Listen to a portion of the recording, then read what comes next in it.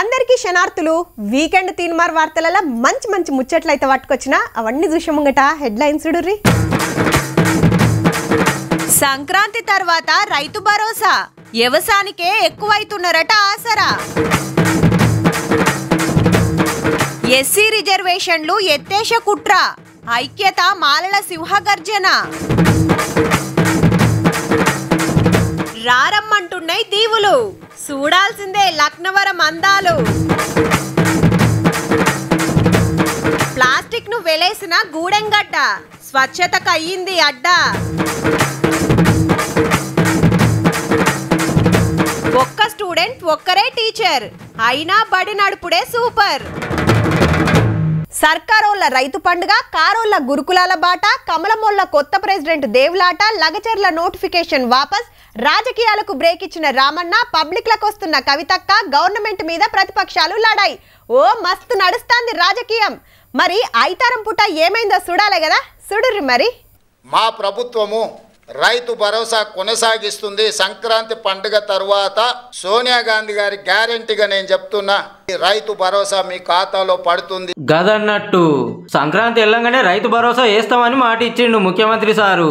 మరి ఎన్ని ఎకరాలకు ఇచ్చేది, కౌలు రైతుల సంగతి ఏందని అడిగితే, డిసెంబర్ నెలలో జరిగే శాసనసభ సమావేశాలలో సభలో చర్చ చేసి విధి విధానాలను ఖరారు చేసి సంక్రాంతి పండుగ తర్వాత మీ రైతు భరోసా మీ ఖాతాలలో వేసే బాధ్యత మా ప్రభుత్వం తీసుకుంటుందని. ఇక రుణమాఫీ గురించి మళ్ళోపారి చెప్పుకుంటే ఏడాదిలోనే 25 లక్షల మందికి 21,000 కోట్లు కట్టినామన్నాడు. అప్పట్లో ఎట్లా జరిగిందో చెప్పిండు. చంద్రశేఖరరావు గారు ముఖ్యమంత్రిగా రైతులకు 11,909 కోట్ల రూపాయలు రుణమాఫీ చేసిండు. ఆ రుణమాఫీలో వడ్డీ 8,578 కోట్ల రూపాయలు వడ్డీ కింద పోయింది. కేవలం 3,331 కోట్ల రూపాయలు మాత్రమే అసలు కింద జమ అయింది. సన్నాలకు 500 బోనస్ ఎప్పటికి ఇస్తాం, అవే వేయాలని కోరి ప్రతిపక్షాలను అరుచుకుంటూ రేవంత్ రెడ్డి సారు. మారీచులను మారువేషంలో వచ్చే వాళ్ళను, అది బీఆర్ఎస్ వల్ల బీజేపీ వల్ల చూడకండి, నమ్మకండి, వాళ్ళ మాటలు వినకండి. ఈ ముచ్చటిట్లుంటే 6 అబద్ధాలు 66 మోసాల పేరుతో కాంగ్రెస్ సర్కార్ మీద ఛార్జ్ షీట్ వేసింది బీజేపీ. చెప్పినవి చేస్తలేరని గరమైండు సెంటర్ మంత్రి కిషన్ రెడ్డి సారు. 10 సంవత్సరాల బీఆర్ఎస్ పాలన, 1 సంవత్సర కాంగ్రెస్ పాలన ఏ మాత్రం తేడా లేదని ఈరోజు స్పష్టంగా చెప్పగలరు. రెడ్ల meeting, Kamma meeting, Velama meeting, Munnuru కాపుల meeting, Padmashali meeting, Yadava meeting, Gouda meeting, Kurma meeting, Mudiraju meeting, Vishwabrahmana meeting, Nayi Brahmana meeting, Rajaka meeting, Vaddera meeting, మాదిగల మీటింగ్. ఓ ఇట్లా బొచ్చడు చూసినాం. కులం గొప్పతనం, రాజకీయ పదవులు, రిజర్వేషన్ల గురించి ఎవ్వరు చెప్పుకునేది వాళ్ళు చెప్పుకుంటారు. సేమ్ గట్లనే ఇవాళ మాలల మీటింగ్ జరిగింది. మరి ఎవరెవరు వచ్చిండ్రు, ఎవరేం మాట్లాడిండ్రు అరుచుకుందాం పాండ్రి. చలో Secunderabad parade ground. Parade ground లో పట్టణంత మంది వచ్చిండ్రు మాలల సింహగర్జనకు. కూకుంటానికి కాదు, నిలబడడానికి సుత జాగలేదని గేట్లు మూసేసే కథ అయిందంటే చూడుర్రిగా. తెలంగాణ 33 జిల్లాల నుంచే కాదు, ఆంధ్రకెళ్ళి సుత బగ్గనే వచ్చిండ్రు.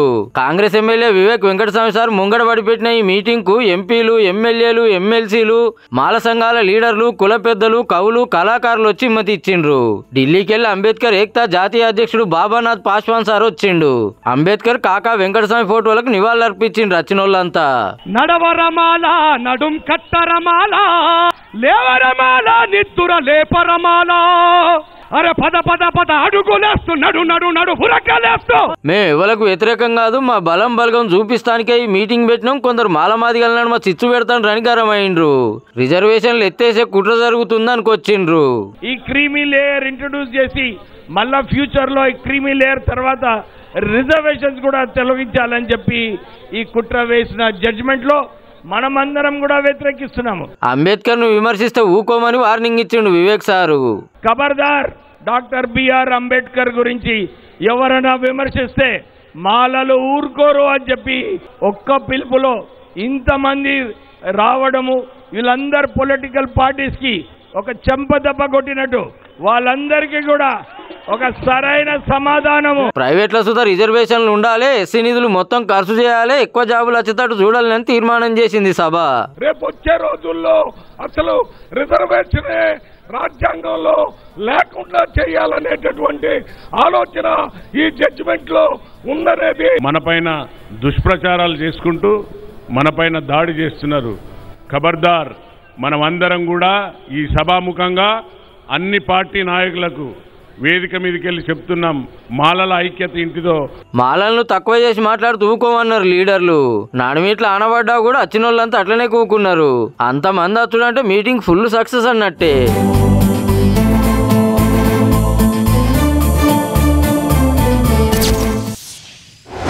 మనతాన గోదారమ్మ వారుతుంది, కృష్ణమ్మ దుంకుతుంది. కానీ బీచ్కి పోవాలంటే ఆంధ్ర వైజాగ్కో తమిళనాడు మద్రాసుకో పోవాలి. అట్లనే దీవుల్లో ఎంజాయ్ చేయాలంటే మాల్దీవులకు లక్షద్వీప్కు పోతుంటారు బగ్గమంది. అసొంటి మనతానుంటే ఎట్లుంటది? ఏ సముద్రమే లేదు, దీవులు ఏడికెళ్ళి వస్తాయి అంటారేమో, పక్కా ఉన్నాయి. సముద్ర దీవులకు గింత సుత తక్కువ కాకుండా ఇంతకు ఏడంటురా చల సుడురిగా. ములుగు జిల్లా లక్నవరం అందాలి. మొన్నటిదాకా 2 దీవులుండే, ఇక ఇప్పుడు 3వ దీవి సుత రెడైంది. ఆల్రెడీ టూరిస్టులు పోతున్నారు సుత. కానీ ఏమన్నున్నదా, చుట్టూ కొండలు, రంగేసినట్టు పచ్చని చెట్లు, సరస్సు నిండా నీళ్లు, మీదుంగ తీగల బిడ్జి. పడవల బోటింగ్ చేసుకుంటా ప్రకృతి అందాలు చూస్తుంటే అస్సలు గదల బుద్ధి కాదనుకో రాదుర్రి. 3 ఎకరాలు ఉన్న 3వ దీవిలో ఏక నెంబర్ సౌలతులు చేసిర్రు. ఒడ్డుకు పండుకుంటాటు కుర్చీలు, నీళ్ల మీద కర్రతో చేసిన 22 వుడెన్ కాటేజీలు, అన్నిటికి కలిపి స్విమ్మింగ్ పూల్, కొన్ని కాటేజీల లోపల సుధా స్విమ్మింగ్ పూల్, పోరలాడుకుంటానికి తీరు సౌలతులు, ropeway, zip line, sky cycling, pedal boats, kayaking boats, shikara boats ఉన్నాయి. మొన్ననే మంత్రులు సీతక్క, జూబల్లి సార్ వచ్చి చాలు చేసిండ్రు. మాల్దీవులు ఉన్నావా ములుగులు ఉన్నావా అనిపిస్తుంది పక్క. బుడ్డ బోట్లు, ఎయిర్ బెలూన్లు, ఏదంటే దాంట్లో తిరుక్కుంటా సరస్సు అందాలు చూడొచ్చు. ఇక రాత్రిపూట ఫైర్ క్యాంప్ సుధా పెట్టుకొని పొట్టు ఎంజాయ్ చేయొచ్చు. గింత ముద్దుగున్న దీవులు ఎండాకాలం వస్తే సుక్క నీళ్లు లేకుండా అవుతాయి. అందుకే ఎప్పటికీ నీళ్లుండేటట్టు ఆలోచన చేస్తుందట సర్కారు. ఇక తీర్వాటం ఉంటే అట్లా పోయి లక్నవరం దీవుల అందాలు చూసిరారి మరి.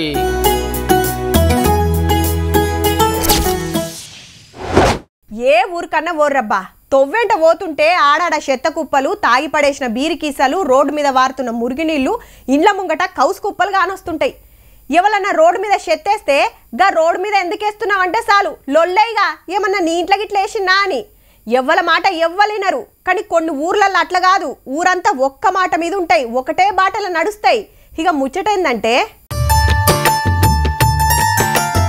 భూతద్దం పెట్టి దేవులాడినా ఏడ ప్లాస్టిక్ కవర్ గానరాదు, చెత్త పత్త దొరకది. రోడ్లన్నీ ఎంత తేటగున్నాయో, పతొక్క ఇంటికాడ చెత్త బుట్టలు పెట్టున్నాయి. ఎవ్వరి చేతుల చూడు బట్ట సంచులే, ఆఖరికి బడికి పోయే పోరల చేతుల సుత స్టీల్ బాటల్లే. ప్లాస్టిక్ అనే ముచ్చటే లేదు. ఇక టాయిలెట్లను చూడుర్రి ఎంత ముద్దుగా సింగారించుకున్నారో. మెదక్ జిల్లా గూడెంగడ్డ ఊరిది. వాతావరణం కరవై అడ్డమైన బీమార్లు వస్తాయని అందరు గుడి ప్లాస్టిక్ ఆడకం బంద్ పెట్టి ఇంటింటికి మరుగుదొడ్డి కట్టుకొని చిన్న ఊరును ఆదర్శ గ్రామంగా మార్చుకున్నారు. ఆ ఊర్లో అయితే మేము ప్లాస్టిక్ వాడట్లేదు. ఇప్పుడు ఎక్కడ కానీ కవర్లు కనిపించినా ఏవి కనిపించినా ప్లాస్టిక్ ఎప్పటిదప్పుడు మేము తీసేస్తున్నాము.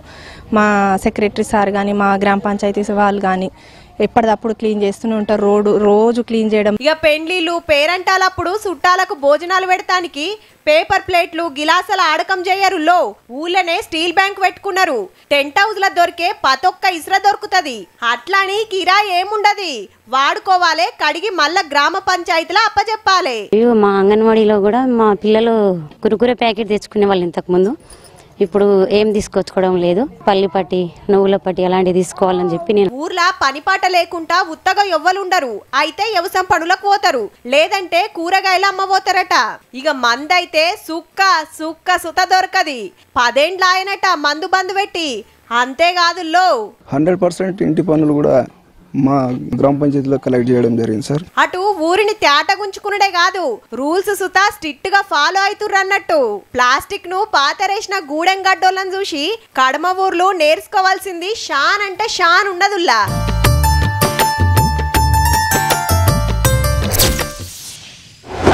ఈ స్కూల్ అంటే 100 మంది స్టూడెంట్లు, 10-15 మంది టీచర్లు ఉంటారు.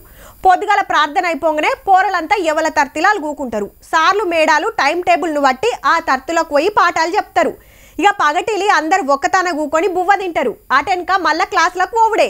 డ్రిల్ పీరియడ్లో ఆటలు ఆడుకుంటారు. అన్ని స్కూళ్ళల్లో ఇట్లనే ఉంటది. అవన్నీ ఒక లెక్క, గీ ఒక్క బడి ఇంకో లెక్క.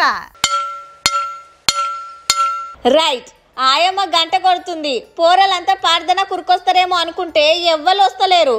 అగో ఓ బుజ్జిని వాళ్ళ నాయన బండి మీద తీసుకొస్తున్నాడు. ఆల్చంగా వస్తుందేమో అనుకునేరు. ఈడ చదువుకునేది గీ బుజ్జి ఒక్కతే. ఖమ్మం జిల్లా నారపునేని పల్లెలా ఒక్కతే స్టూడెంట్, ఒక్కరే టీచరు, ఒక్క ఆయమ్మ.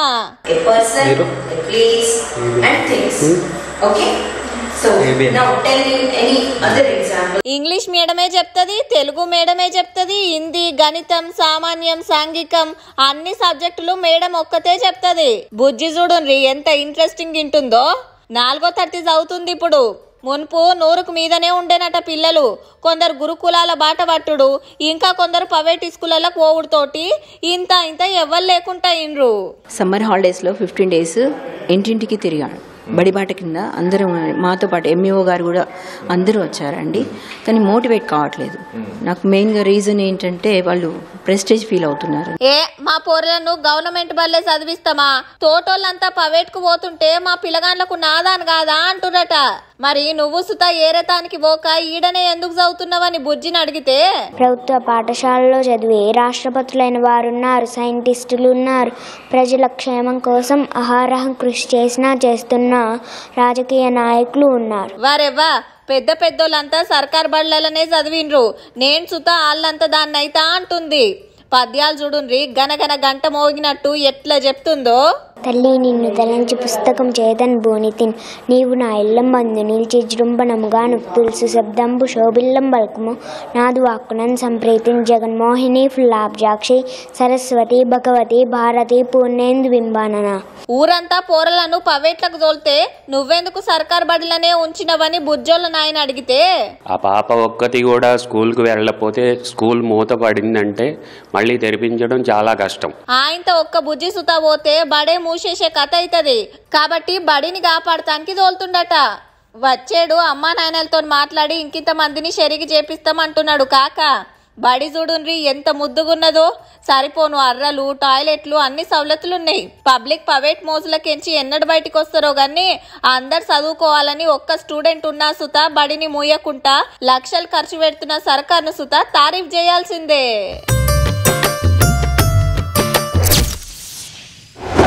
వరి వండించినా, పత్తి పంటేసినా, మిర్చి పంటేసినా, మొక్కజొన్నలైనా, పసుపైనా ఇట్లా ఏ పంటేసినా రైతుకు ఆఖరికి మిగిలేది అప్పులే.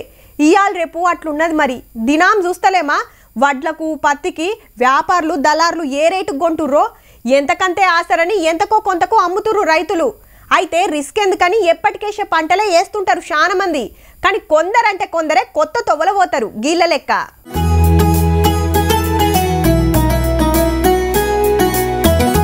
పచ్చటి పందిలు వరిసి లాభాల పంట పండిస్తున్నారు నిజామాబాద్ రైతులు. అంగూర తోట, బీర తోటనే కాదుల్లో దొండ తోట కూడా. శ్రీనగర్, జాకోరా, వర్ణి, కూనిపూర్ రైతులు ఇప్పుడంతా దొండకాయ సాగు దిక్కుపోతున్నారు.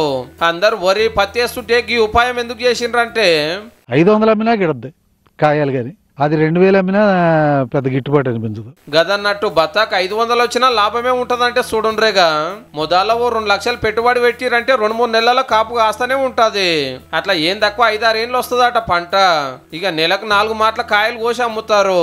ఏడాదిలో 100 దినాలు తప్ప కడమ రోజులంతా పంట వస్తూనే ఉంటది. ఎండాకాలం బాగా వస్తుంది, వర్షానికి చలికి తట్టుకోలేదు. వారం 10 రోజులకు నీళ్లు పెట్టాలి, మందు కొట్టాలి. కలుపు మందు కొట్టాలి. 10 మంది ఏ వారానికి ఆ వారం కొట్టకపోతే ఇది కాయదు.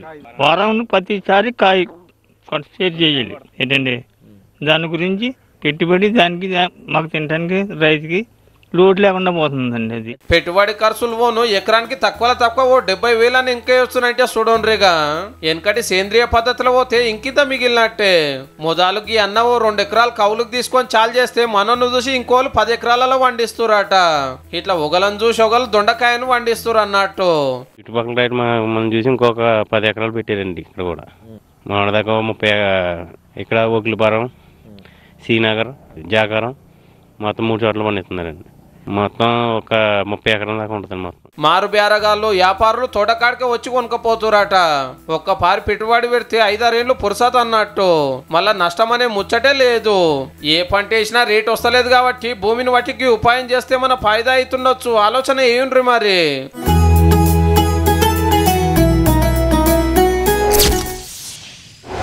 కార్తీక మాసం ఆఖరి సోమవారం కావడంతో శ్రీశైల పుణ్యక్షేత్రానికి భక్తులు పోటెత్తారు. 2 తెలుగు రాష్ట్రాల నుంచి భక్తులు భారీగా తరలివచ్చారు. వాహనాల రద్దీ కారణంగా 5 కిలోమీటర్ల మేర ట్రాఫిక్ జామ్ అయింది. శ్రీశైలం ఆలయ పరిసరాల నుంచి సాక్షి గణపతి హటకేశ్వర ముఖద్వారం వరకు ట్రాఫిక్ స్తంభించడంతో పోలీసులు ట్రాఫిక్ ని నియంత్రించే పనిలో ఉన్నారు. ఇగో స్వామివారి బ్రహ్మోత్సవాలప్పుడు, కార్తీక మాసంలా పండుగలప్పుడు గిసొంటి వార్తలు చూస్తుంటాం. ఇక గా తిప్పలు తప్పే రోజులు రాబోతున్నాయి. శ్రీశైలం మల్లన్న భక్తుల బాధలు తప్పిస్తానికి 2 తెలుగు రాష్ట్రాల నడుమ కృష్ణానది మీద ఐకానిక్ బ్రిడ్జి కట్టబోతురు సెంటరోళ్ళు. తెలంగాణ మన్ననూరు నుంచి ఆంధ్ర శ్రీశైలం దాకా 62 కిలోమీటర్లు రోడ్ వెడల్పు చేసే కార్యం సురువు చేయబోతున్నది. అందులో 56 కిలోమీటర్లు అడవిల నుంచి పోతే ఇంకో 6 కిలోమీటర్లు మామూలు రోడ్డు. మొత్తానికి 47 కిలోమీటర్ల దాకా 4 లైన్ల ఎలివేటెడ్ కారిడారు. అంటే ఇప్పుడున్న సడక్ కాకుండా కొత్తగా ఫ్లైఓవర్ కట్టే ఇకమత్ అన్నట్టు. కట్టాల్సిందే. దినం వేల బండ్లు పోతుంటాయి శ్రీశైలానికి. బుత్తంతా ఘాట్ రోడ్ల మూల మలుపులు తిరుక్కుంటా పోతుండే వరకు టక్కర్లు బగ్గైతున్నాయి. హీగేముంది, ఆ బండ్లు తీసేదాకా అటు బండ్లు అటే ఇటు బండ్లు ఇటే. గా తిప్పలు తప్పియురని సుప్రీంకోర్టు పాత పెద్ద జడ్జి ఎన్వి రమణ సార్ సెంట్రల్లకు ఉత్తరం వేస్తే గీ కార్యం ముంగడబడ్డదన్నట్టు. మొత్తం 7,600 కోట్లు ఖర్చు అవుతుందట. గీ బ్రిడ్జి కడితే అటు టక్కర్లు తగ్గుతాయి, మళ్ళా 9 కిలోమీటర్ల దూరం తిరిగే బాధలు తప్పుతాయట. ఫారెస్ట్ వాళ్ళు పర్మిషన్ ఇచ్చుడే ఆల్సం రువ్వడి గురికిస్తూనే ఉంటారట పనులు. చెప్పున జయురి సార్లు మల్లన్న భక్తులు మాగదలుచుకుంటారు మిమ్ములా.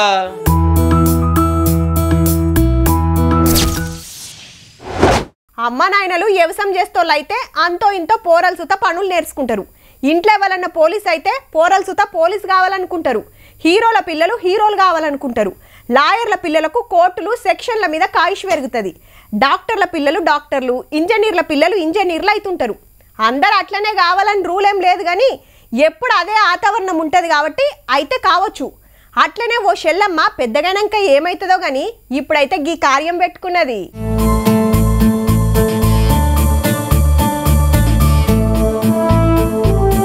ఒక్కటి కాదు 2 కాదు 18 లైబ్రరీలు సొంతంగా పెట్టింది గీ షెల్లమ్మ.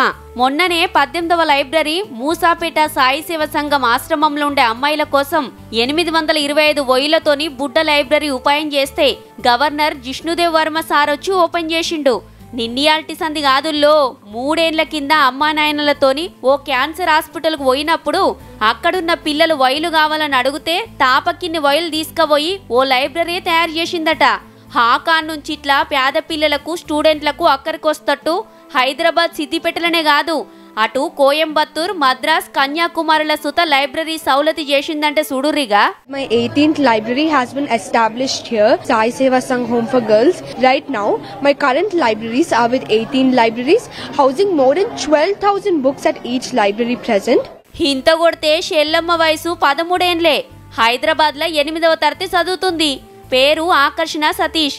అయితే గింత షిన్నేజ్ల సేవ చేయాలని ఎందుకు అనిపించిందంటే నాయన అబ్దుల్ కలాం సార్ చాలు చేసిన లీడ్ ఇండియా స్వచ్ఛంద సంఘంలో పనిచేస్తాడట. షెల్లసుత అదే తొవ్వలో పోతుందన్నట్టు. అన్నట్టు షెల్లమ్మకు పేరు పెట్టింది సుత అబ్దుల్ కలాం సారేనట్టుల్లో.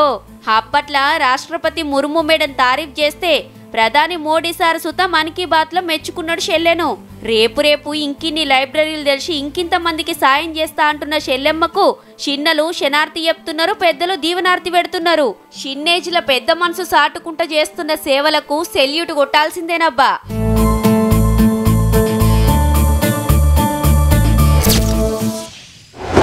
ఇప్పుడు వాలీబాల్, బాస్కెట్బాల్ చేతులతోనే ఆడతారు. ఫుట్బాల్ కాళ్ళతోనే ఆడతారు. క్రికెట్ ఒకరు బాల్ వేస్తే ఇంకొకరు బ్యాట్తోని కొడతారు. షటిల్, బాల్, బ్యాడ్మింటన్, టెన్నిస్ రాకెట్తోని ఇసురు కొడుతుంటారు. ఇక కబడ్డీ, ఖోఖో కాళ్ళు చేతులు రెండింటికి పని చెప్పాలి. కానీ ఒక్క ఆట దిమాగ్తోనే ఆడాలి. హౌ చెస్ గురించే గంత తెలివి మనకేడ ఉందని దాని జోలికే వారు చాలా మంది. అసొంటి ఆటల తోపుకి చిన్నోడు. నాతోని గెలవాలంటే ఎదురుంగ సుత నేనే ఆడాలి అన్నట్టుగానే ఉంది పో. అమ్మ నాయనలను ఇటోగలు అటోగల్ని ఊకుండా పెట్టుకొని ఒక్కడే ఆడుతున్నాడు చదరంగం. వాళ్ళు ఆడలేరు, ఆడినా గెలవలేరు. ఇంట్లో టైం పాస్ ఆడుకునే కాంచెలి ఇంటర్నేషనల్ లెవెల్లా టాలెంట్ చూపిస్తుండు. మరి 8 ఏండ్ల వయసులోనే దునియా చెస్ పోటీలా దుమ్ము లేపిండు. మొన్న ఇటలీలో పోటీలు పెడితే బంగారు బిల్ల తెచ్చిండు. మన హైదరాబాదే, పేరు దివిత్ రెడ్డి. ఇప్పటికి 4-5 దునియా పోటీలకు పోయి 2 బంగారు బిల్లలు తెచ్చిండంటే చూడురిగా. చెస్ బోర్డు ముంగట పెట్టుకొని తెల్లపావులు నల్లపావులు 2 బుడ్డోడ పెడుతున్నాడు. ఎత్తు మనోందే, ఎత్తుకు పై ఎత్తు మనోందే. మనోడు నేర్వబట్టి 2 ఏండ్లే అయిందట. అంటే బొమ్మలతోని ఆడుకునే 6 ఏండ్ల వయసులా చదరంగంలో ఉండే ఏనుగులు గుర్రాలు బటులతోని ఆడుకునుడు చాలు చేసిండన్నట్టు. ఇంతకు కోచ్ ఎవరనుకుంటుర్రు? సో అప్పుడు నార్మల్గా యూట్యూబ్లో వీడియోస్ బదులు చెస్ వీడియోసే పెడుతుండే అనమాట. సో అది వాళ్ళకి తనకి బాగా అలవాటైపోయి ఇంకా అది యూట్యూబ్లో వీడియోస్ చూసే నేర్చుకున్నాడు అనమాట. కరోనా టైంలో యూట్యూబ్లో చూసి నేర్చిండట.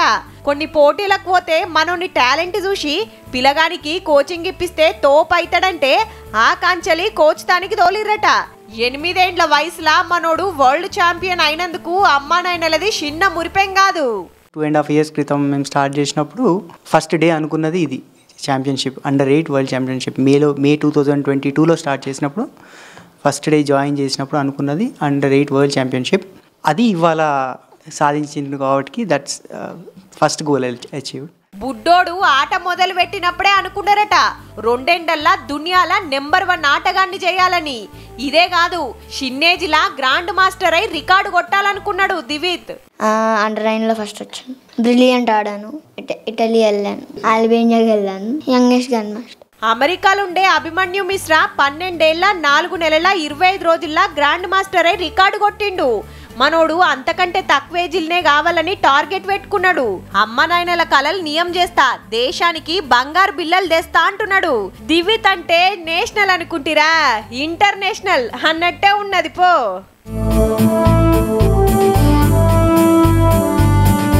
చూసిండ్రు కదా, ఇక ఇవ్వుల్లా ఇయాల్టి వీకెండ్ తీన్మార్ ముచ్చట్లు ఉంటామల్లా. నమస్తే.